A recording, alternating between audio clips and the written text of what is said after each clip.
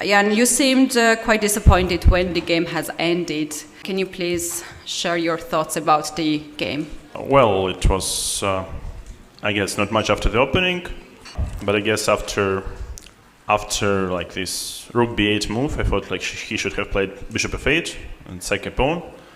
But after rook b8, knight h4, I think that there is like very, very nice initiative for white.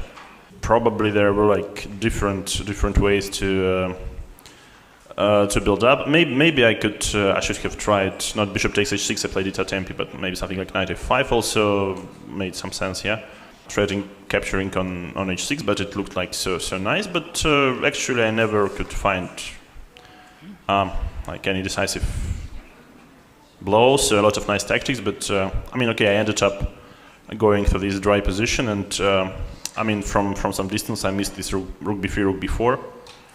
And yeah, it looks drawish though. Of course, I should have posed more problems in the endgame, but yeah, somehow it was not so simple to move my pawns forward, and yeah, I guess the knight endgame looks maybe dangerous for black, but probably a draw.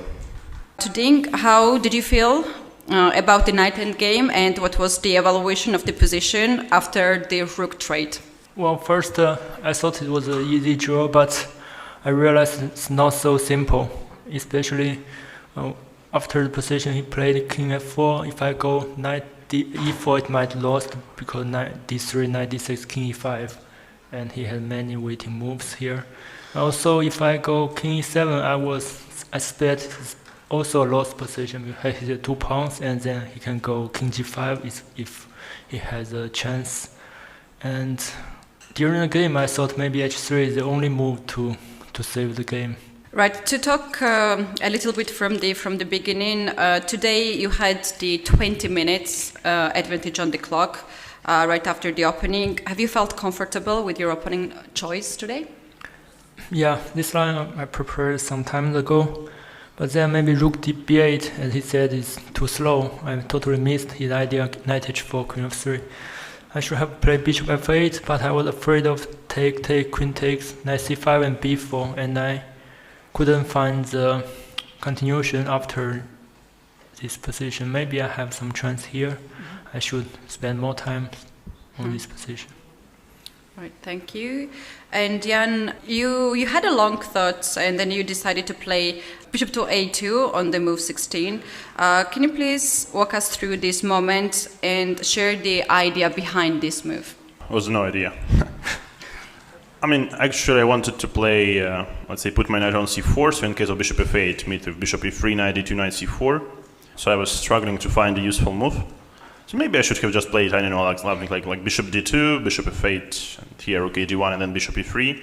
But of course the position is like very dry, yeah, so it slowly becomes like drawish. So I felt like maybe bishop a2 is tricky, yeah, so I combine like, I prepare like knight d2, knight c4 at some point, and also let's ask black if black can make a useful move as well. Perhaps, okay, I could try something like b4 at some point, yeah, like prepare b4, but yeah, I mean, these Berlin structures are dry, yeah.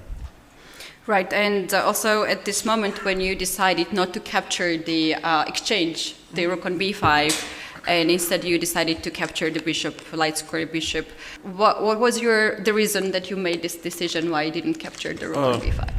Well, I probably thought it's just too good, the position after.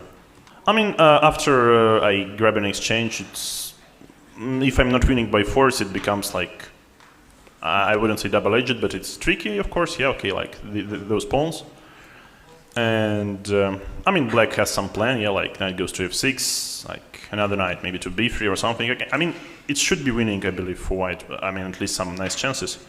But it wasn't clear, and as it was in the game, I'm a little bit missed the idea of queen c6. I mean, it takes a while to capture this a4 pawn because, yeah, this rook takes c3 tactics is quite nasty. So perhaps I would just have played something like bishop c1 instead of queen e2. And I guess it should be like very nice, very pleasant position for white. But yeah, alas, I mean, also in this endgame, yeah, suddenly after rook e4, maybe I should have tried f3 or something, yeah, like maybe to keep up some pieces and then, okay, come up with this idea rook a4. Yeah, but I think it was like never something very real, and yeah, he defended well, it seems. Thank you. And doing also the same position when Ian decided to take the bishop on e6, which move you wanted more to see on the board? Bishop takes the rook was your best option that your opponent could play, or bishop e6? Well, bishop e6 came as a totally shock. I thought he would take the rook, and then maybe rook d1, knight f6, and then to see what happens. But takes the bishop, it's totally shock. But actually after that, he's still better.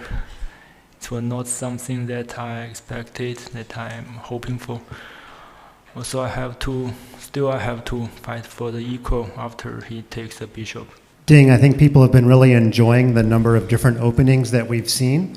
But even Fabiano Caruana said that it must be really hard to remember all of your preparation when you keep changing openings. So, especially because you're getting different structures. So have you been able to memorize or recall all of your preparation, or has it been difficult because you've been changing openings so much against e4? Yeah, sometimes it's difficult, but today the idea is, I remember the idea of queen c7 with something, with bishop f8, so the idea is very clear to me, so I recall it during the game. I just need to, didn't miss the move order, I just need to recall which was the best move order to reach this kind of position. I have a question for each one, please. Ian, what feeling weighs more now in your mind? You keep your 1 point advantage one more day, or you lost a good opportunity to win again? And for Liren, from 1 to 10, how do you evaluate your self-confidence right now? I guess it's like the same, like try to make good moves, try to do my best, and yeah, and see what happens. Well, the confidence of what to win the overall match or to win the next game, confidence in yourself? Myself, in general, I guess, right? Yeah. But it has to be something to win the match or to win next game. To win the match. Win the match? 5. Thank you. Yeah, this question is for both players. I've actually heard several people online say that at various points in this match, they're actually yelling at their screen while watching, which I've never heard of before, but they're so emotionally invested in the game.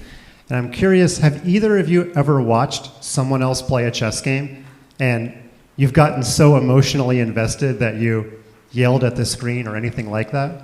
I guess like every online tournament, like doesn't matter if I play or if I follow, I'm constantly yelling something, yeah, constantly cursing and so on, yeah. So, but jokes aside, yeah, it's quite nice that people are find the classical chess and the match so exciting.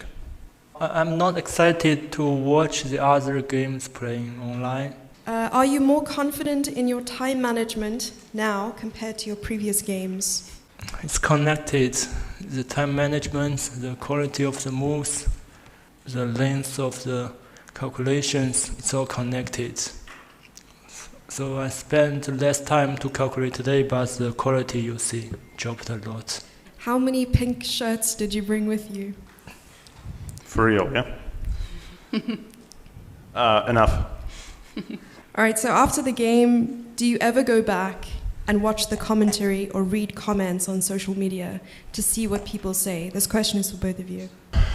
I try to restrict myself because once you start like, I mean the problem is like so many people making commentary, like on every like major chess channel there is separate commentary. So once you start digging into the topic, it basically there is a chance it will consume like the rest of your free time. So better not to even start. Yeah, sometimes I will follow it because despite of this, it's very hard to totally keep away from all the social media because the tournament is so long. even if you decided not to follow, but at some point you're back to the same routine at some point. Right, so you have not uninstalled any social media applications. How about you, Jan?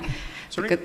Because I think in one of your interviews you said that at the previous World Championship match you have uninstalled some of the applications. How about this match? Have you uninstalled some of the applications to focus more? Yeah, I guess a couple of weeks before the thing. Yeah. Okay. So, given how exciting the match is so far, would you ever consider writing a book about it? Sorry. Okay. I mean, since I'm still a player, not an author, I guess For now, my duty is more simple. Just play some chess.